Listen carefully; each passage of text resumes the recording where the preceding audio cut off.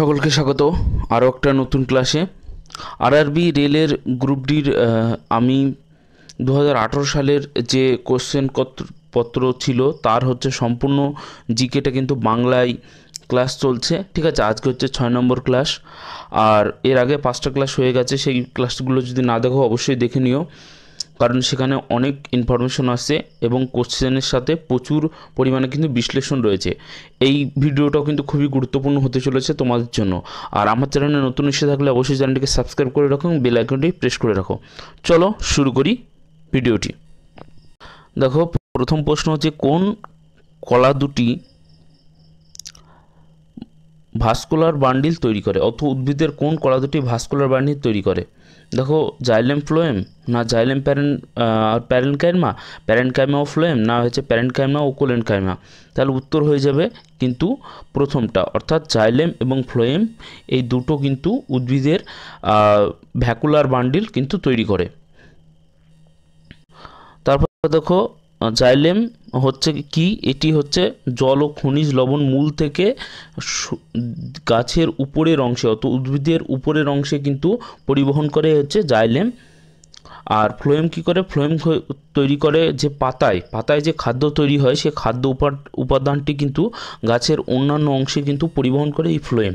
তাহলে ফ্লোয়েমের প্রধান কাজ হচ্ছে খাদ্য পরিবহন করা, আর জাইলেমের প্রধান কাজ হচ্ছে জল এবং খনিজ লবণ উদ্ভিদের বিভিন্ন অংশে কিন্তু পৌঁছে দেওয়া। এটা কিন্তু অবশ্যই মাথায় রাখবে। তারপরে দেখো, ভারতের সর্বপ্রথম মুখ্য নির্বাচন কমিশনার কে ছিলেন, সুকুমার রায়, সুকুমার সেন, না এস.টি. দাস, না হচ্ছে বেনি মুখার্জি। তাহলে দেখো, এটা কিন্তু কনফিউশন হবে না যে সুকুমার রায় এবং সুকুমার সেন। সুকুমার রায় একজন আলাদা, ইনি হচ্ছেন লেখক। আর সুকুমার সেন ইনি কিন্তু ভারতের সর্বপ্রথম মুখ্য নির্বাচন কমিশনার ছিলেন সুকুমার সেন। এবার দেখো, আরও কিছু তথ্য আমরা জেনে নেব। এই তথ্যগুলোর থেকেই কিন্তু পরবর্তীতে কিন্তু কোশ্চেন আসবে। ঠিক আছে, তাহলে এইগুলো কিন্তু অবশ্যই করে নোট ডাউন করবে ভালো করে। দেখো, 1950 সালে ভারতের প্রথম মুখ্য নির্বাচন কমিশনার হিসেবে নিযুক্ত হন তিনি, অর্থাৎ সুকুমার সেন কিন্তু 1950 সালে মুখ্য নির্বাচন কমিশনার হিসেবে নিযুক্ত হন। 1950 থেকে 1958 সাল পর্যন্ত এই পদে তিনি ছিলেন, অর্থাৎ 1958 থেকে 1950 সাল পর্যন্ত তিনি কিন্তু এই নির্বাচন পদে ছিলেন। তারপর কি বলছে যে তার নেতৃত্বে 1951-52 সালে ভারতের প্রথম সাধারণ নির্বাচন অনুষ্ঠিত হয়, যা ছিল বিশ্বের ইতিহাসে এক বৃহত্তম গণতান্ত্রিক নির্বাচন। তাহলে দেখো, 1951-52 সালে যে ভারতের প্রথম সাধারণ নির্বাচন অনুষ্ঠিত হয়েছিল, সেই নির্বাচন অনুষ্ঠানের যে মুখ্য নির্বাচন কমিশনার ইনি ছিলেন, অর্থাৎ সুকুমার সেন। আর এটি ছিল বিশ্বের ইতিহাসে এক বৃহত্তম গণতান্ত্রিক নির্বাচন। এটাও কিন্তু মাথায় খেয়াল রাখবে। পরবর্তী কোশ্চেন দেখো যে একটি ব্যাটারি একটি বাল্ব জ্বালায়, ব্যাটারির দ্বারা একটা বাল্ব জ্বালানো হলো বা জ্বালায়, এটি কোন শক্তি রূপান্তর, অর্থাৎ বৈদ্যুতিক শক্তি তাপ শক্তিতে, না বৈদ্যুতিক শক্তি রাসায়নিক শক্তি, না বৈদ্যুতিক শক্তি আলোক শক্তিতে, না রাসায়নিক শক্তি বৈদ্যুতিক শক্তিতে। দেখো, ব্যাটারির মধ্যে কি থাকে, রাসায়নিক শক্তি। ঠিক আছে, রাসায়নিক শক্তি বৈদ্যুতিক শক্তিতে কিন্তু রূপান্তরিত হয়। তারপরে দেখো, টোটাল যে ক্রাইটেরিয়াটা আমি দেখে নেব যে কীভাবে রূপান্তরটা হচ্ছে। দেখো, প্রথমে হচ্ছে ব্যাটারির ভিতরে থাকে রাসায়নিক শক্তি, রাসায়নিক শক্তি থেকে তড়িৎ শক্তি, যেটা হচ্ছে তারের মাধ্যমে কিন্তু আসে। তারপর তড়িৎ শক্তি হয় হচ্ছে আলোক শক্তিতে, এবং আলোক শক্তি মানে বাতির ফিলামেন্ট, এবং ফিলামেন্ট গরম হয়ে সেটা তৈরি হয় কিন্তু তাপ শক্তিতে। তাহলে দেখো, ধাপে ধাপে ধাপে ধাপে পর্যায়ে কিন্তু এইভাবে কিন্তু রূপান্তরিত হচ্ছে, শক্তি সবসময় রূপান্তরিত হচ্ছে। আর একটা কথা, যে সমস্ত শক্তি শেষ পর্যন্ত কিন্তু কোন শক্তিতে রূপান্তরিত হয়, কোশ্চেনটা বহুবার আসে। তাহলে সমস্ত শক্তি শেষ পর্যন্ত কিন্তু তাপ শক্তিতে রূপান্তরিত হয়, এটা কিন্তু অবশ্যই খেয়াল রাখবে। তারপরে দেখো, উদ্ভিদ হরমোন নয়, অর্থাৎ কোনটি উদ্ভিদ হরমোন নয়, অ্যাসকর্বিক অ্যাসিড উদ্ভিদ হরমোন, অ্যাডিনালিন, তারপরে জিব্বারেলিন, অক্সিন। তাহলে কি অ্যাডিনালিন কিন্তু মানে প্রাণীদের হরমোন। ঠিক আছে, আর তাছাড়া বাদবাকিগুলো কিন্তু উদ্ভিদ হরমোন। তাহলে এই যে নয় এই জিনিসটা কিন্তু মাথায় রাখবে।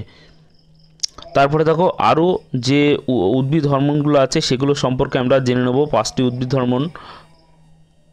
দেখো, 5টি উদ্ভিদ হরমোন নিচে দেওয়া হলো। সেটা হচ্ছে একটা, প্রথম হচ্ছে অক্সিন। অক্সিন কী করে? বৃদ্ধি নিয়ন্ত্রণ করে, বিশেষ করে কাণ্ডের, উদ্ভিদের কাণ্ডের বৃদ্ধি নিয়ন্ত্রণ করে কি? অক্সিন।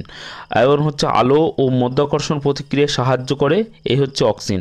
অক্সিনের যদি উদাহরণ দেয় আইআইএ, এর ফুল ফর্ম অনেকবার আসে, ইন্ডোল অ্যাসিডিক অ্যাসিড। তারপর হচ্ছে জিব্বারেলিন। জিব্বারেলিন কী করে? বীজ অঙ্কুরোদ্গম, ফুল ফোটা, কাণ্ড লম্বা হওয়ায় সহায়তা করে। এর উদাহরণ হচ্ছে GA3, ঠিক আছে? এটা হচ্ছে জিব্বারেলিক অ্যাসিড। তারপর হচ্ছে সাইটোকাইনিন। সাইটোকাইনিনও একটা উদ্ভিদ হরমোন। সাইটোকাইনিন হচ্ছে কোষ বিভাজনে উদ্দীপিত করে, কোষ বিভাজনে উদ্দীপিত করে, পাতার বার্ধক্য রোধ করে। এটা হচ্ছে কি? কাইনিন এবং হচ্ছে জিয়াটিন। আরেকটা হচ্ছে ইথিলিন। এটা খুব আসে যে একটি গ্যাসীয় হরমোনের নাম লেখো, সেটা হচ্ছে ইথিলিন। বা গ্যাসীয় হরমোনের উদাহরণ কোনটি? এটা হচ্ছে ইথিলিন।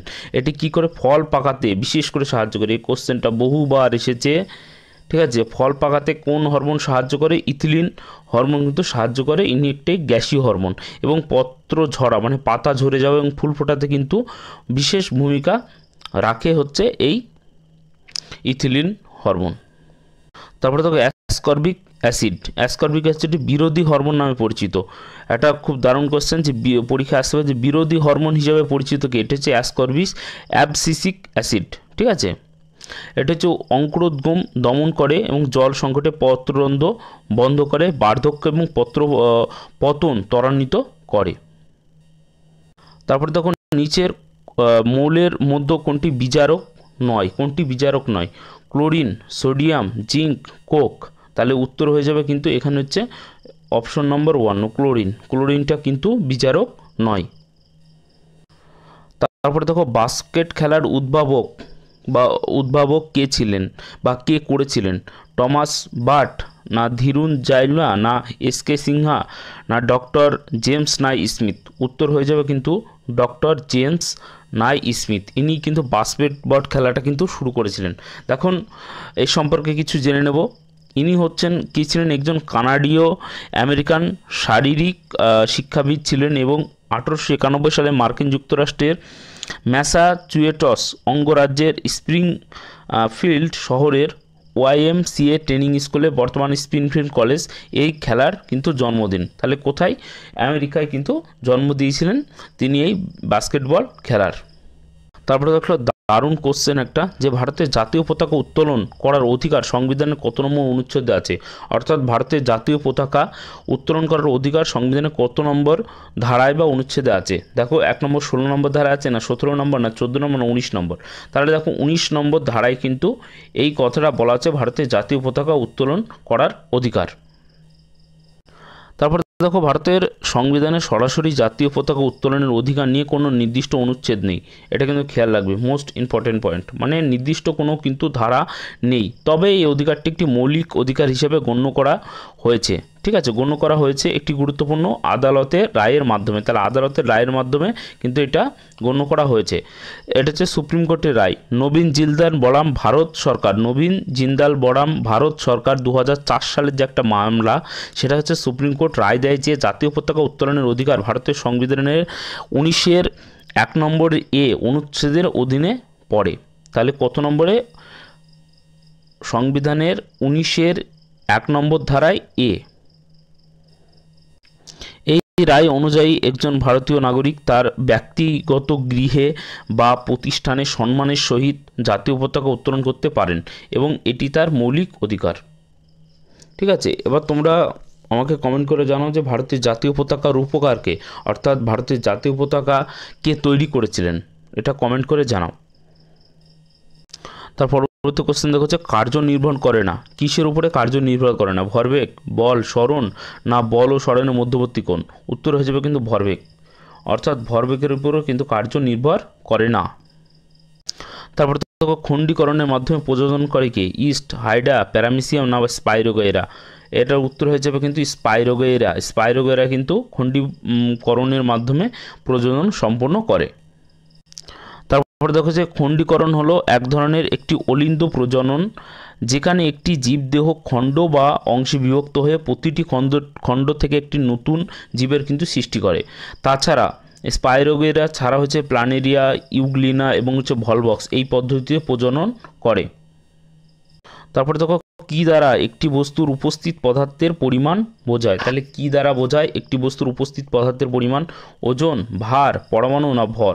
তাহলে উত্তর হয়ে যাবে কিন্তু ভর। ভর দ্বারায় কিন্তু একটি বস্তুর যে কতটা পরিমাণ বস্তু আছে সেটা কিন্তু বোঝা যায়। এই ভরের পরিমাণ কিন্তু কখনোই কম হয় না। তুমি যেখানে নিয়ে যাও নিরক্ষীয় অঞ্চলে, চাঁদে, পৃথিবীর যে কোনো জায়গায় নিয়ে যাও, কিন্তু এই ভর কিন্তু কমে না। ভরের পরিমাণ কিন্তু কনস্ট্যান্ট, একদম একই থাকে। তারপর কোশ্চেন দেখো যে সোমনাথ মন্দির কোথায় অবস্থিত? সোমনাথ মন্দির কোথায় অবস্থিত? মহারাষ্ট্র, গুজরাট, উড়িষ্যা না তামিলনাড়ু? তাহলে সোমনাথ মন্দির অবস্থিত হচ্ছে গুজরাটে। সোমনাথ মন্দির কোথায় অবস্থিত? গুজরাটে। তবে দেখো এই মন্দির সম্পর্কে কিছু ইম্পর্টেন্ট তথ্য জেনে নিই। দেখো সোমনাথ মন্দির হচ্ছে হিন্দু ধর্মের অন্যতম পবিত্র দ্বাদশ জ্যোতির্লিঙ্গের প্রথম। ঠিক আছে, মানে 12টা যে হিন্দু ধর্মের দ্বাদশ জ্যোতির্লিঙ্গ আছে তার হচ্ছে কি প্রথম কিন্তু পড়ছে এই সোমনাথ মন্দির। সোমনাথ মন্দির বহুবার আক্রমণের শিকার হয়েছে, বিশেষ করে মুসলিম আক্রমণকারীদের দ্বারা। মামুদ গজনি এটি হচ্ছেন 1025 খ্রিস্টাব্দে কিন্তু আক্রমণ করেছিলেন। প্রতিবার ধ্বংসের পরও এটা পুনর্নির্মাণ করা হয়। বর্তমানে যে মন্দিরটি দেখা যায় তা 1951 সালে ভারত সরকার কর্তৃক পুনর্নির্মিত হয়েছিল। উদ্বোধন করেছিলেন ডক্টর রাজেন্দ্র প্রসাদ, ভারতের প্রথম রাষ্ট্রপতি। অর্থাৎ ডক্টর রাজেন্দ্র প্রসাদ ছিলেন কিন্তু ভারতের প্রথম রাষ্ট্রপতি। সোমনাথ মন্দিরটি চালুক্য স্থাপত্য শৈলীতে নির্মিত। তাহলে পরীক্ষায় কিন্তু আসতেই পারে, বা পরীক্ষায় এসে হচ্ছে যে সোমনাথ মন্দিরটি কোন স্থাপত্য রীতির উদাহরণ? এটা হচ্ছে চালুক্য স্থাপত্য রীতির উদাহরণ।